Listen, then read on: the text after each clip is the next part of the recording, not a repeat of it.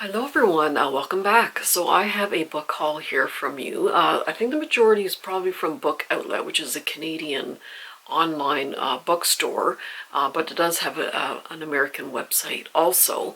And they've had a lot of sales lately, which is not good for me. I don't know where we're going to put all these books, but they did have a buy two get one free sale previously, and right now they have a 25% off site-wide sale on their already low prices on their new books. So yeah, I've been getting quite a bit from them lately.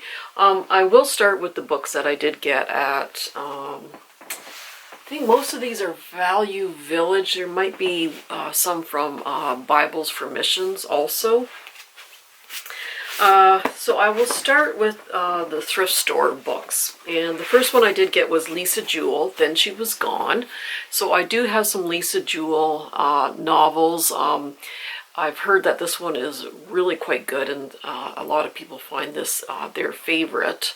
So this, I believe she's 15-year-old girl goes missing, and 10 years later, she still hasn't been found. Her mother starts going out with this gentleman, and then she finds out that his daughter has a very striking resemblance to her daughter who is missing. And then I did get Karen Slaughter, Pretty Girls, and yeah, I do have some of these I haven't gotten to yet, but I've heard that her books can be quite graphic and violent and that, so, but this is supposed to be, I've heard a lot of people say this is one of their favorite ones from Karen Slaughter.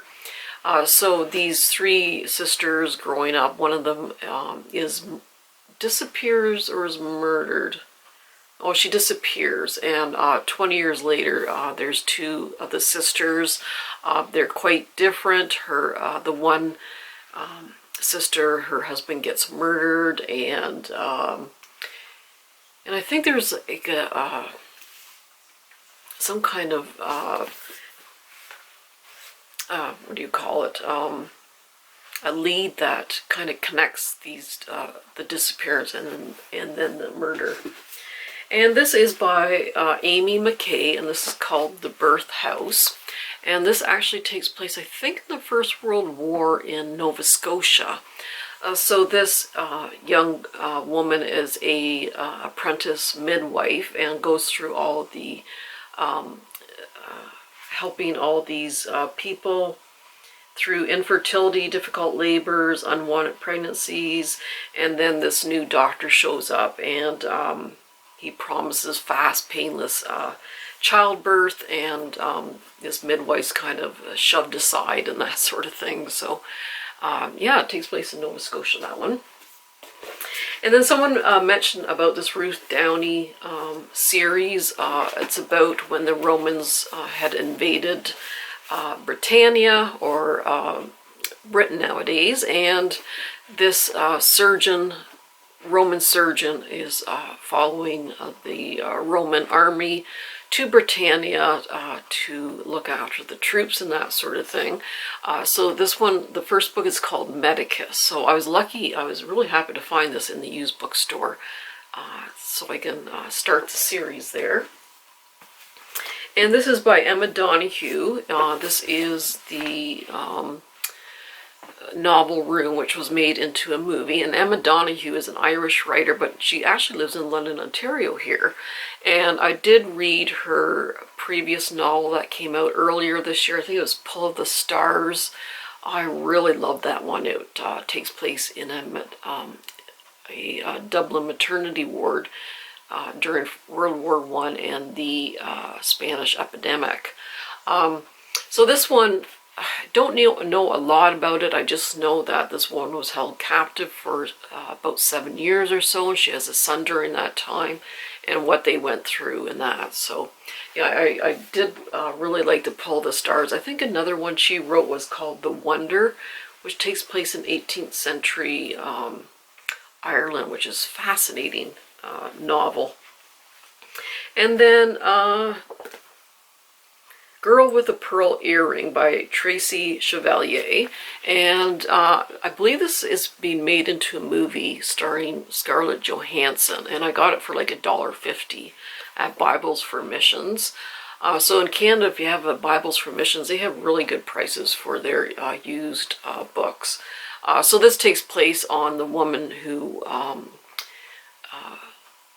was the subject of the, I think it was a Dutch artist.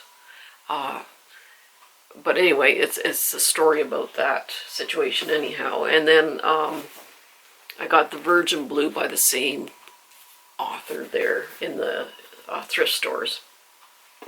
Alright, and then in Book Outlet, I did get one nonfiction book.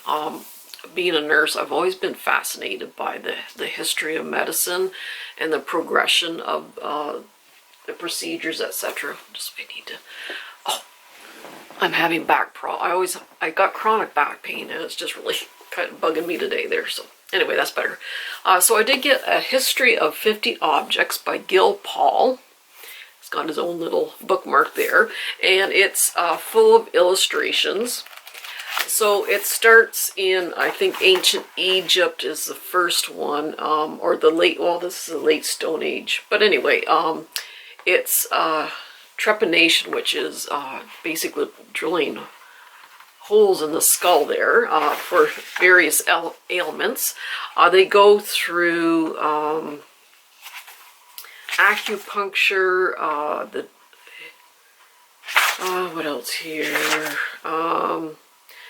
That's the, in Italy, the Romans built that Aqua Pia, I think it's called. So they got clean water, and the history of dissecting bodies and how it was illegal at one point, wartime nursing, cholera, ether parties, the microscope, dialysis machine, plastic surgery, testing visual acute. It just goes through so many different things. It looks like it's just such a fascinating book. I just can't wait to get into that one. Okay, so fiction-wise, this is by William Kent Kruger. This is This Tender Land, and I've heard amazing reviews about this. It's about 4 orphans during the Great Depression. They traveled the Mississippi River, and I think they have escaped, I think, from one of those trainings, the Indian training schools. So similar to what's happened in Canada here, where the native children were forced to go into these schools and be taught and forget their heritage, etc. And now the bodies are being found in these unmarked graves here in Canada. I'm sure it's happened worldwide. But yeah, this one is called This Tender Land. And C.J. Tudor, The Hiding Place. So I just finished reading The Burning Girls, which I really enjoyed. It was like a 4.5, 4 to 4.5 stars for me. So I decided to pick up this other one. And this fellow just goes back to his hometown and gets a teaching position at his former school. But I think things have happened in the past, and he's coming back to kind of resolve those issues in that. And this is Miracle Creek by Angie Kim. It's a beautiful cover. So these strangers come together in a small town in Virginia, and there is a special treatment center, and there is the Miracle Submarine, and it's an experimental chamber that's supposed to cure a range of conditions. And then one day this machine explodes and 2 people die, and goes through the trial and that sort of thing. So gotten very, very good reviews. And I do love Tana French, her Dublin Murder Squad. novels. This one is a newer one that just came out recently, and it's called The Witch Elm. But this one doesn't have anything to do with the Dublin Murder Squad. This is kind of a standalone story. So this fellow is left for dead after burglars break into his home, and he decides to go to his ancestral home to recover, and also to take care of his dying uncle. There's a skull that's found in the trunk of an elm tree in the garden, and this gentleman is forced to face the possibility that his past may not be what he has always believed. And Riley Sager, I've always wanted to try one of his novels, so I finally found one on Book Outlet for a decent price, and this is The Last Time I Lied. So I believe this is about 4 young girls who went to summer camp, and then one of them disappeared one night, I believe. Anyway, this woman becomes a rising star in the art scene many, many years later, and then she is offered a kind of an art counselor position at the summer camp, and then she goes back, and I'm sure some spooky things happen, and hopefully she'll find out what happened to her friend. And then Stephen King, this is Billy Summers. And yeah, it's been a while since I read a Stephen King novel. So this one is about a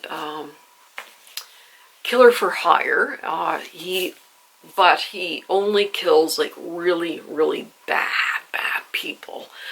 So he is basically on his last job. He wants to quit the business, but things do not go well with his last job. So, and then I did that one already. Okay. So the rest of the fiction books. This is The House of Salt and Sorrow by Aaron Craig. And this one is In a Manor by the Sea, 12 Sisters Are Cursed. So Anna Lee lives a very sheltered life in this manor.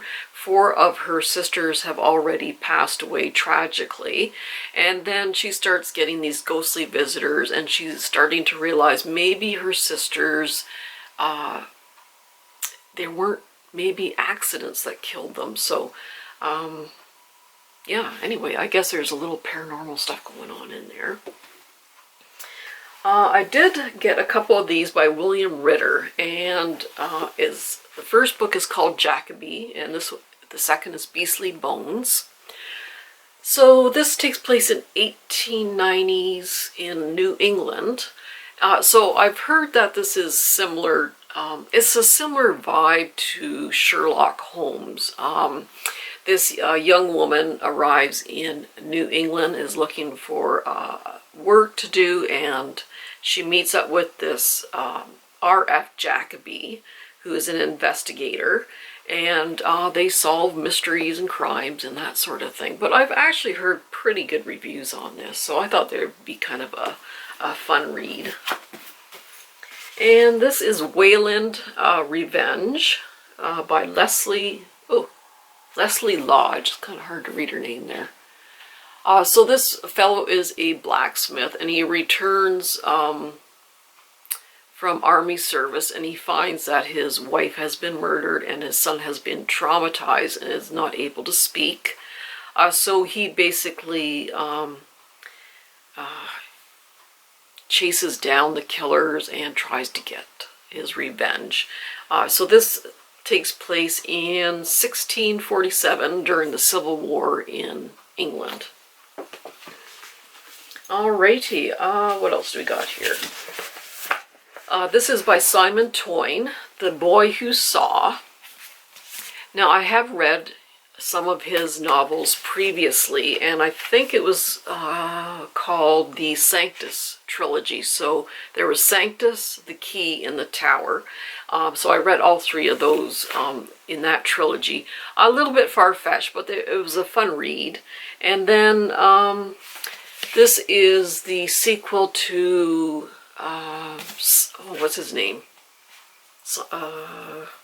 Solomon Creed. That's what it is.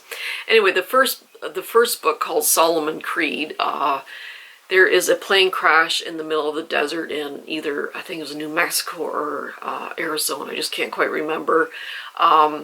This fellow survives. He barely has a scratch on him. No one can figure out how he survived this plane crash when everyone else was killed. There's no way he could have survived. He doesn't know who he is. He doesn't know where he comes from. He doesn't even know his name.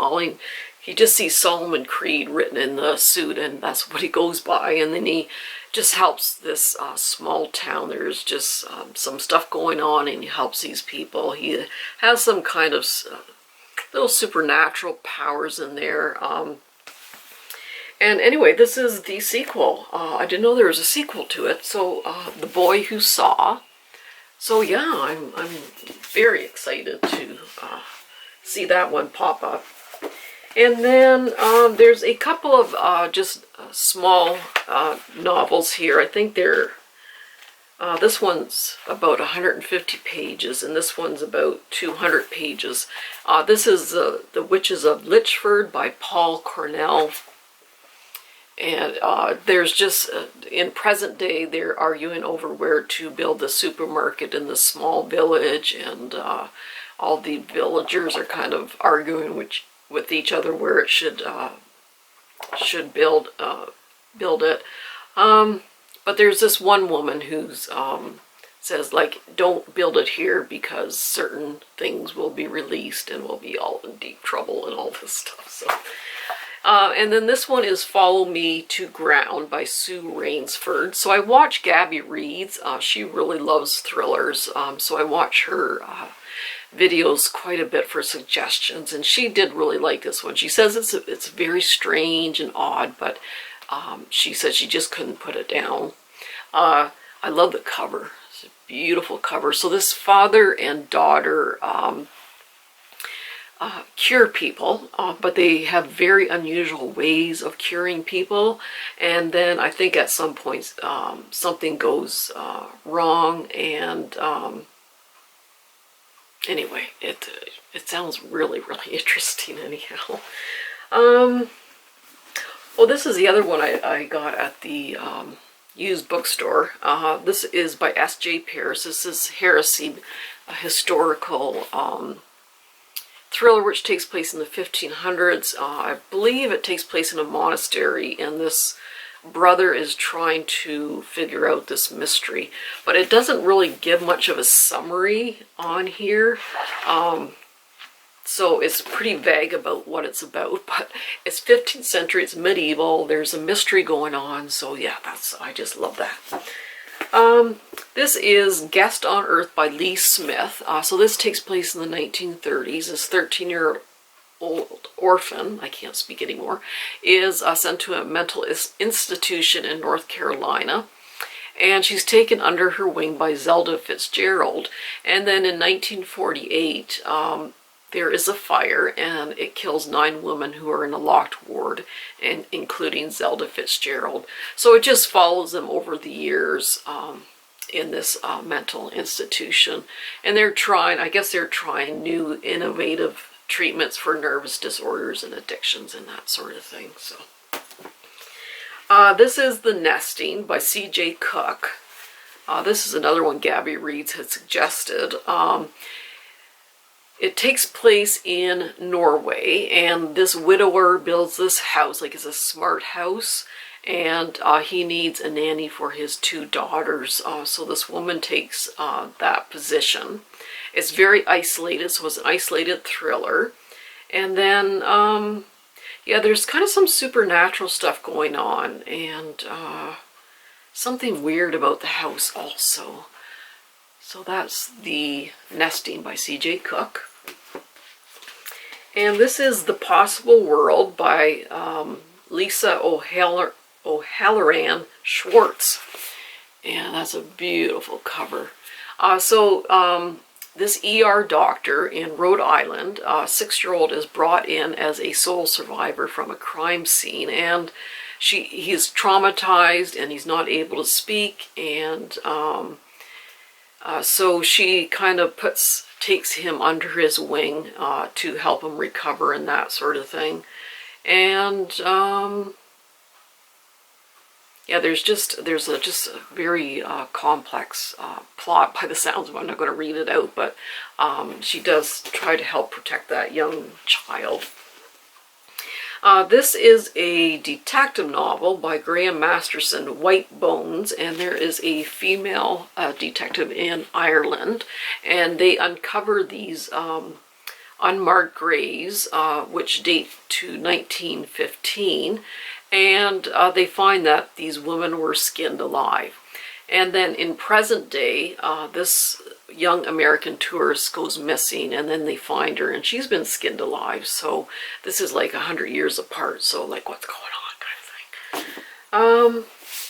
This is Murder is a Fine Art by David Morrell, and I'm sure I read his books before. That name really rings a bell. So this author, he is infamous for his memoirs, and he becomes a major suspect in some mass murders because some of the books he's written, some of the scenes that he's written about have showed up in real life and are similar to the murders in his books. And so he's trying to clear himself, but he's addicted to opium. And anyway, he's trying to work with Scotland Yard and that to find out who the real killer is. So I do love my mystery novels. And this is The Butcher's Daughter by Victoria Glendenning. That's what that looks like. So this takes place in 1500. So this woman is a daughter of a country butcher, but she leaves her family in disgrace, and she has to live out her days in an abbey. But she's very, very intelligent, and she ends up being in the court of King Henry the Eighth and that sort of thing, and what happens to her. And just a couple more. This is by Charlie Lovett, The Bookman's Tale, a novel of obsession. So this bookseller, his wife has passed away, so he moves from the States to the English countryside. And during his visits, he finds a Victorian watercolor of a woman who bears an uncanny resemblance to his wife who has passed away. So he becomes quite obsessed with trying to track down the origins of this picture and the story behind it. And this is Keeping Lucy by T. Greenwood. And this takes place in 1969. A woman gives birth to a daughter, and she has Down syndrome. So her husband convinces her to, because she's from a very powerful family, to put her into an institution. And then a few years later, her best friend shows her a series of articles exposing this institution as a basically hell on earth, and they neglect the children, and she knows her daughter's there, so she tries to get her daughter back. So that's all my books there. So yes, Frank's gonna have to build me some more shelves here. Anyway, I gotta slow down. I gotta kind of put myself on a book ban pretty soon. But anyway, yeah, I saw some of these books and it's like, oh my gosh, I've always wanted to read that one. So there you go. Anyway, so anyway, yeah, I'm gonna go have a shower, and then the Toronto Raptors are playing tonight. They're playing on the West Coast, so it's going to be a late game. So I'm going to be like trying to keep my eyes open watching them. But anyway, I hope everyone's doing great. I hope you're having a great reading month. Take care, be kind, and we'll see you soon.